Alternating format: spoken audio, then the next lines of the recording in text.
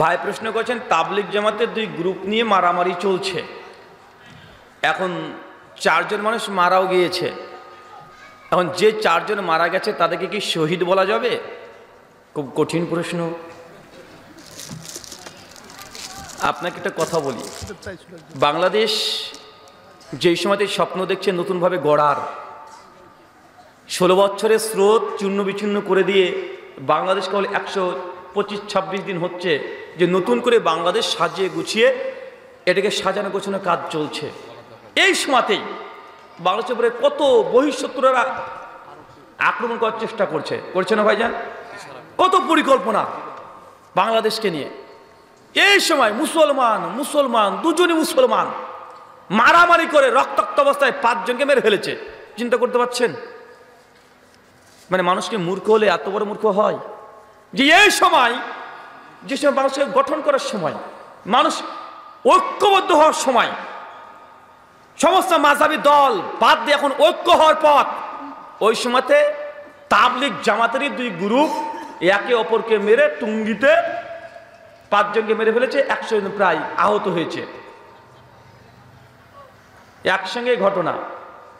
তার পরের দিন, এটা হচ্ছে চিল্লা গ্রুপের সমস্যা, ওই যে চিল্লা দেয় চিল্লা, পরের দিনই বাংলাদেশে আর একটা নিউজ হিল্লা চললো না ভাইজান? মানে আগের দিন ছিল চিল্লা পার্টি আর পরের দিন হলো হিল্লা পার্টি। গোটা পশ্চিমা বিশ্ব থেকে শুরু করে সমস্ত মিডিয়া, ইসলাম বিদেশি মিডিয়াগুলো হাসছে, দেখো মসজিদের মধ্যে আকাম করেছে, দেখো মুসলমানকে মেরে রক্তাক্ত করে দিয়েছে। এটা লজ্জাজনক বিষয়। আমার দাবি করছে নাকি শহীদ হবে কিনা। সহিহ বুখারী কিতাবুল ঈমান হাদিস নম্বর 31, আহনাফ ইবনে কায়েস রাহিমাহুল্লাহ, বিখ্যাত একজন তাবেঈ, উনি বলছেন যে জঙ্গে সিফফিন বোঝেন? সিফফিনের যুদ্ধ কার সঙ্গে কার হয়েছিল? মুয়াবিয়া রাদিয়াল্লাহু তাআলা আনহু এক পক্ষ, আর এক পক্ষ আলী বিন আবি তালিব, দুটো মুসলিম দল। ওই যে আমি যখন ওই যুদ্ধের জন্য যাচ্ছিলাম তখন আমাকে বলা হলো কোথায় যাচ্ছ?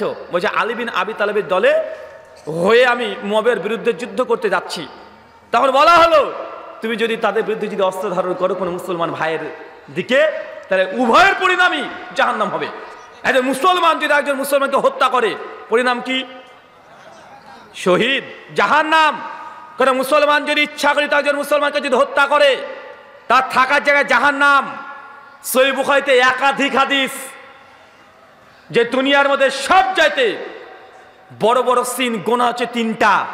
আশরাকু বিল্লাহ, আল্লাহর সঙ্গে শিরিক করা, কাতলুন নাফস, কোন মানুষকে হত্যা করা। মুমিন ব্যক্তিকে যদি হত্যা করেন, এটা শিরকের পরপরেই এই পাপটা হচ্ছে সবচেয়ে বড় পাপ, চিরস্থায়ী জাহান্নাম, ক্ষণস্থায়ী না। জামে তিরমিজির হাদিস 2117 নম্বর, আল্লাহ নবী বলছেন গোটা দুনিয়ার সমস্ত আসমানবাসী সমস্ত ফেরেশতা মানুষ মিলে যদি একজন মুসলমান মুমিনকে যদি হত্যা করে, আল্লাহ এই সমস্ত আসমানবাসী ফেরেশতা আর মুমিনদেরকে আল্লাহ ধ্বংস করে দিতে চান। একটা মুমিনের মূল্য কত দেখেছেন? আচ্ছা, কাবার দাম বেশি না একটা মুমিনের দাম বেশি? কাবার দাম বেশি না মুমিনের রক্তের দাম বেশি? মুসলমান এটাই জানেন না। আরে কাবার চাইতে মুসলমানের রক্তের দাম বেশি।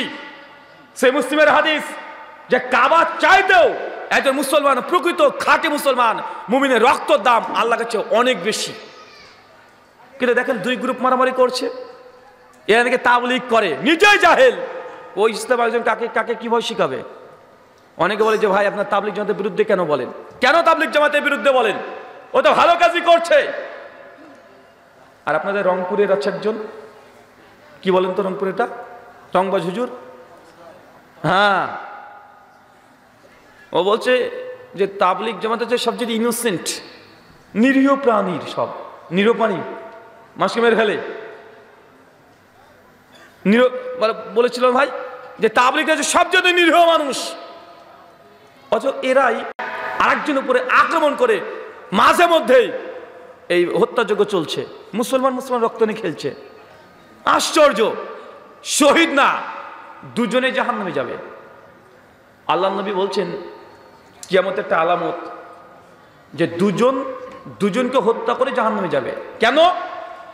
কারণ যে মারা গেছে সেও হয়তো তার মুমিন ভাইকে হত্যার জন্য প্রস্তুতি নিয়েছিল, সে পারেনি বিদেশে মারা গেছে, কিন্তু সেও চেষ্টা করেছে যে না এই সাতপন্থীকে পেলে মেরে দেবো। আর জুবারপন্থী সে ভেবেছে সাতপন্থীকে পেলে মেরে দেবো, মানে দুজন মারার নিয়াত, দুজনই মুসলমান। যে কেউ যে হত্যা হয়ে যাবে, মরে যাবে, সেও জাহান্নাম, যে বেঁচে আছে এও জাহান্নাম। তওবা করো, দ্রুত দ্রুত তওবা করতে হবে। আর যারা বলছেন যে আহলে হাদিসরা কেন তাবলীগের বিরুদ্ধে বলে, তাবলীগ যে গোমরাহ দল, ভ্রষ্ট দল, এর চেয়ে বড় কোনো প্রমাণ লাগে আর কথা বলেন? আমরা বললে আপনি দুঃখ পান, কষ্ট পান, আমার তো বলার দরকার নেই। দেখেন সাতপন্থী তাবলীগরা জুবারপন্থী তাবলীগকে বলছে এরা কাফের, এরা মুরতাদ, এরা ভ্রষ্ট, বলছে কি বলছে না? সাতপন্থীরা জুবারপন্থীকে বলছে না? আবার জুবারপন্থীরা বলছে সাতপন্থীরা গোমরাহ, পথভ্রষ্ট, জাহান্নামী, বলছে না? তা আমি বলছি ভাই তোমাদের দুজনে ফতোয়াই ঠিক আছে, তো দুজনই পথভ্রষ্ট, যা আমি নতুন ফতোয়া দিয়েছি। আর সাতপন্থীরা জুবারপন্থীকে গোমরাহ বলছে, জুবারপন্থীরা সাতপন্থীকে গোমরাহ বলছে, ফতোয়া তো তোমাদেরই। আমি বললাম যে তোদের দুজনের ফতোয়াই ঠিক আছে, তোরা দুজনই পথভ্রষ্ট, দুজনই গোমরাহ। এটা আমাকে দোষ আছে? আমি কি কাউকে গালি দিয়েছি? এখানে বলতে ইউটিউবের ইনকাম হারাম। প্রশ্ন হলো হালাল প্রোডাক্ট এই প্ল্যাটফর্মে পোস্ট করে পণ্য বিক্রি করে কি হারাম হবে? ইউটিউবের ইনকাম হালাল না হারাম, তারপরে কি বললেন দ্বিতীয় প্রশ্নটা? প্রশ্ন হলো হালাল প্রোডাক্ট এই প্ল্যাটফর্মে পোস্ট করে পণ্য বিক্রি করলে কি হারাম হবে? একটুই ওই গান বাজনার ভিতরে আসে। প্রথম কথা হচ্ছে ইউটিউবের ইনকাম আজ 2024 পর্যন্ত, ডিসেম্বর মাসের 22 তারিখ পর্যন্ত তাদের টার্মস অ্যান্ড কন্ডিশন যেগুলো আছে তাতে এখনও এটাকে বৈধ বলা যায় না। এখন মনিটাইজেশন অফ করে বুস্ট করে যদি কোনো হালাল পণ্যের অ্যাড দেওয়া হয় তাহলে সেটা হালাল হবে কি হবে না, মানে স্পন্সর করা। দেখা যাচ্ছে বক্তব্য চলছে আমার এই সময়তে, এখন আপনি নিজ দিয়ে অ্যাড দিবেন প্রফেসর ডক্টর আসাদুল্লাহ গালিব স্যারের বইয়ের কিছু অ্যাড, বা হালাল পণ্য, যে একটা খাটের দোকান আছে সেটা আপনি টুক করে 10-30 সেকেন্ডের ভিডিও করলেন, করা যায় না এরকম ভাই?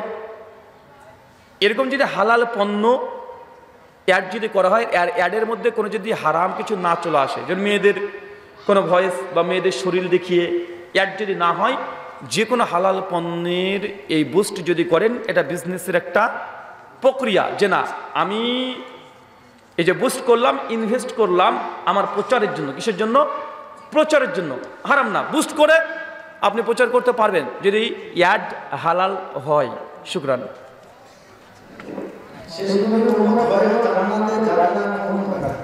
কি বলেন শেষ নবী? ও, শেষ নবীর উম্মত হয়ে জান্নাতে যাবে না কোন ব্যক্তি? অনেকগুলো ক্যাটাগরি আছে, তার মধ্যে হচ্ছে নবীর উম্মাত কিন্তু মুনাফিকি করেছে। কি করেছে? আকীদাতের মুনাফিক, মুখে বলেছে মুসলমান কিন্তু মুনাফিকি করেছে, এরা জান্নাতে যাবে না, চিরস্থায়ী জাহান্নাম। কোথায় কথা বলেন? চিরস্থায়ী জাহান্নাম। 2, যারা শিরিকে আকবার করেছে, বড় শিরিক করেছে, তারা চিরস্থায়ী জাহান্নাম। 3, যারা বিদাতে কুবরা, বড় বিদাত, আকীদাতান বিদাত করেছে, তারা কখনো জাহান্নামে জান্নাতে যাবে না। আর যারা গুনাহে কাবিরা করেছে, মদ খেয়েছে, গাঁজা খেয়েছে, এগুলো করেছে, এরা জাহান্নামে যাবে কিন্তু চিরস্থায়ী তারা জাহান্নামী নয়। কথা বুঝতে পারলেন? দেখছে একজন ব্যক্তি নামাজ, রোজা, হজ, যাকাত সব করে কিন্তু হারাম কাজও করে, বিড়ি খায়, সিগারেট খায়, জর্দা খায়, জীবত করেছে, পাপ করেছে, তাহলে এই ব্যক্তিগুলো জাহান্নামে যাবে, এই কথা ঠিক, কিন্তু চিরস্থায়ী জাহান্নাম না। কি বললাম? চিরস্থায়ী জাহান্নাম না। একদিন জাহান্নাম থেকে ইনশাআল্লাহ আল্লাহর রহমতে, নবীর শাফাআতে পেয়ে একদিন না একদিন তারা জান্নাতে প্রবেশ করবে। তবে জান্নাতে যখন ঘোরাফেরা করবে, শেষে মানুষ, জান্নাতি মানুষগুলো তাকে দেখে চিনতে পারবে যে হচ্ছে জাহান্নামী, ওকে জাহান্নামী বলেই ডাকবে। যেমন একজন মানুষ এলাকাতে চুরি করেছিল, ডাকাতি করেছিল, 5 বছর জেলে ছিল, জেল খেটে বাড়িতে এসেছে, এখন আপনারা কি বলেন? ওকে আসামি বলেন না? আসামি। তো এই কোয়ালিটির মানুষরা জান্নাতে ঘুরে বেড়াবে, মানুষ থেকে জাহান্নামী বলেই ডাকবে। শুকরান, জাযাকাল্লাহ খায়রান, বারাকাল্লাহ ফিক। আচ্ছা, আমার লেখা কিছু বই আছে, যারা বই নিতে চান স্টেজের ডান দিকে আছে, নিতে পারবেন। শুকরিয়া। হ্যাঁ, আপনার হিন্দু বন্ধু এসেছে? হিন্দুদের স্রষ্টার নাম কি? দেখেন, হিন্দুইজমের নির্দিষ্ট কোনো স্রষ্টা নাই। এবং স্রষ্টা যদি আধুনিক অর্থ নেন, ক্রিয়েটর, স্রষ্টা, সৃষ্টি করেছেন ক্রিয়েটর, তাহলে তারা ব্রহ্মা কাকে বলে? ব্রহ্মা হচ্ছে সৃষ্টিকর্তা, আর বিষ্ণু উনি হচ্ছে পালনকর্তা, মহেশ্বর উনি হচ্ছেন সংহারকর্তা, মানে ধ্বংস করবে। মানে একক ব্যক্তির কোনো পাওয়ার নেই। কথা বুঝতে পারলেন? ব্রহ্মা উনি শুধু সৃষ্টি করতে পারেন, ধ্বংস করতে পারেন না। হিন্দু মেথোলজি অনুযায়ী, তাদের থিওলজি অনুযায়ী বিষ্ণু শুধু প্রতিপালন করতে পারবে, নতুন কোনো সৃষ্টি করতে পারবে না।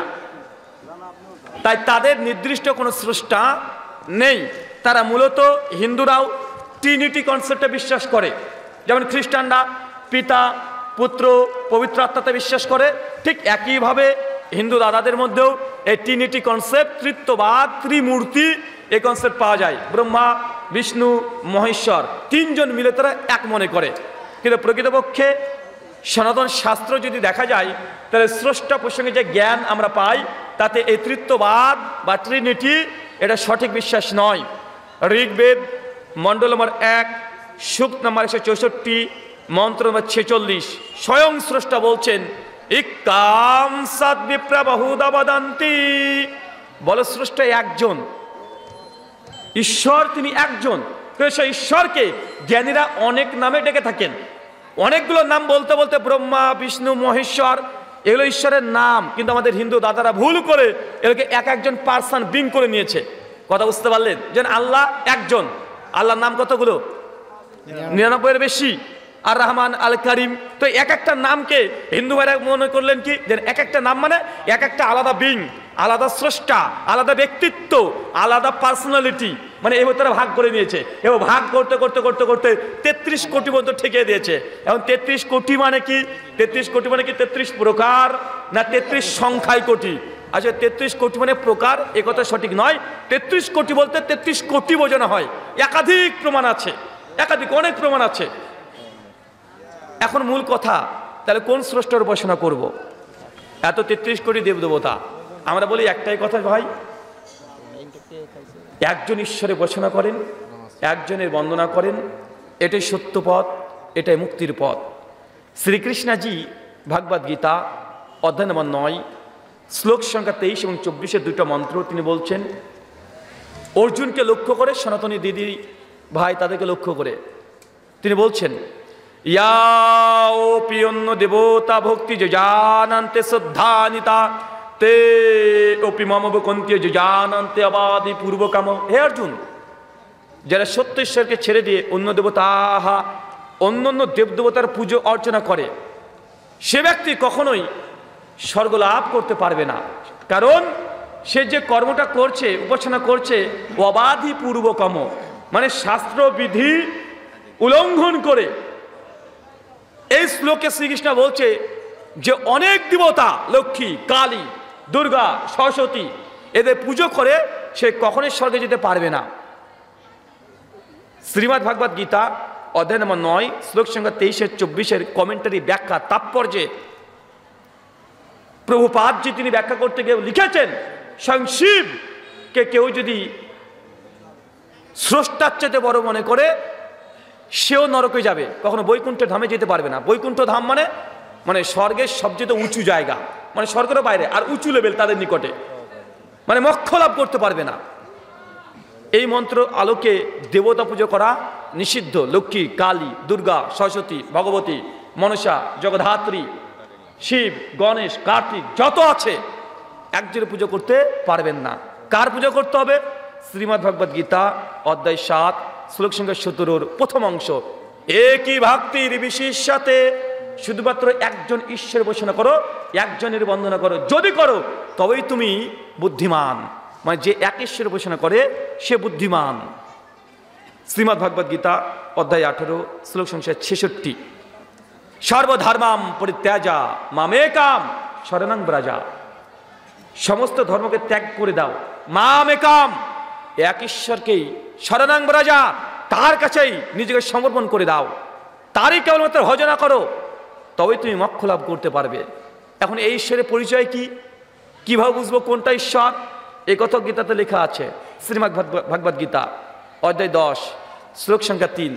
ইয়ামাম আজামানাদিম চ বিত্তলোক মহেশ্বরাম আসাম্মুরা সুমিতেষু সর্বপাপেহি প্রমুচ্ছাতে। হে অর্জুন, তুমি ওই ঈশ্বরের উপাসনা করো যে ঈশ্বর ইয়ামাম আজাম অনাদি।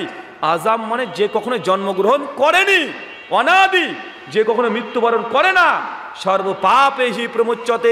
এই ঈশ্বর তোমাদের সমস্ত পাপ থেকে পরিত্রাণ দান করতে পারবে। মানে কোন ঈশ্বর মানুষের পাপ থেকে পরিত্রাণ দান করে স্বর্গ দিতে পারে? যে ঈশ্বর কখনো জন্মগ্রহণ করেনি, যে মৃত্যুবরণ করেনি। এখন বলেন তো, শ্রীকৃষ্ণজি তিনি জন্মগ্রহণ করেছে কি করেনি? করেছে। দেবকীর ঘরে জন্মগ্রহণ করেছে, বাসুদেব পিতা তার। ভাগবত মহাভারত স্পষ্ট লেখা আছে, বিষ্ণু পুরাণে আছে, হরিবংশ পুরাণে আছে। দেখা যায় তার পিতার নাম, তার জন্ম কংস তার মামা, জেলখানাতে জন্ম, তাকে হত্যা করা হয়েছে, তীর নিক্ষেপ করে হত্যা করেছে, ঈশ্বরকে মেরে ফেলেছে। বিষ্ণু পুরাণে আছে শ্রীকৃষ্ণকে হত্যা করা হয়েছে, তার পায়ে তীর লেগেছে, তিনি তার দড়ি রক্ত করতে করতে তিনি মৃত্যুবরণ করেছে। তার রামচন্দ্র কি ঈশ্বর? তার রামচন্দ্রতে জন্মগ্রহণ করেছে, তার পিতার নাম দশরথ,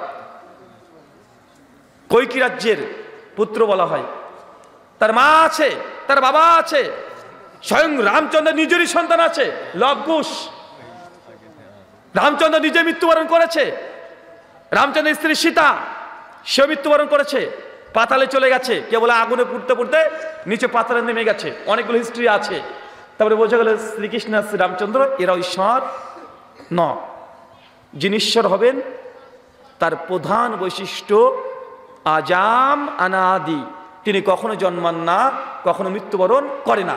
মুসলমানের যে আল্লাহকে বিশ্বাস করে, আল্লাহকে ছেলে আছে, আল্লাহর মেয়ে আছে, আল্লাহ কখনো জন্মগ্রহণ করেছে, আল্লাহ কি কখনো মারা গেছে? ভাই বলেন তো, ঈশ্বর কি জন্মগ্রহণ করে? দেখা একটা 5 বছর 7 বছর ছেলে আছে, ওই স্কুলে 2 দিন যায়নি, শিক্ষক বলছে কি ব্যাপার রে, স্কুলে আসিস নি কেন তুই 4 দিন? তখন বলছে যে স্যার আমি স্কুলে আসিনি এই জন্য যে আমাদের পাশের গ্রামে একটা ভগবান জন্মিয়েছে, বা একটা ভগবান ছিল, মারা গেছে। বা ভগবান জন্মায়, ভগবান মারা যায়। তাই উদত্ত আহ্বান স্রষ্টাকে চিনেন, স্রষ্টাকে এটা বুঝেন। আমি যদি এ বিষয়ে আলোচনা করতে যাই আরও 2-3 ঘন্টা আমাকে আলোচনা করতে হবে, সেটা সনাতন শাস্ত্রের আলোকেই স্রষ্টাকে যদি বোঝাতে চাই। এ বিষয়ে আমার একাধিক ইউটিউবে আলোচনা আছে, চলে যান। Concept of god in Hinduism and ইসলাম, এটা লিখেন। তবে লিখেন ব্রাদার রাহুল হোসেন। প্রায় 3 ঘন্টার একজন হিন্দু পণ্ডিতের সঙ্গে আমার ডিবেট আছে যে ঈশ্বরের সাদৃশ্য, ওখান থেকে দেখে নিতে পারেন। শুকরান, জাযাকাল্লাহ খায়রান, বারাকাল্লাহ ফিকুম, ওয়া মা আলাইনা ইল্লাল বালাগ, সুবহানাকাল্লাহুম্মা।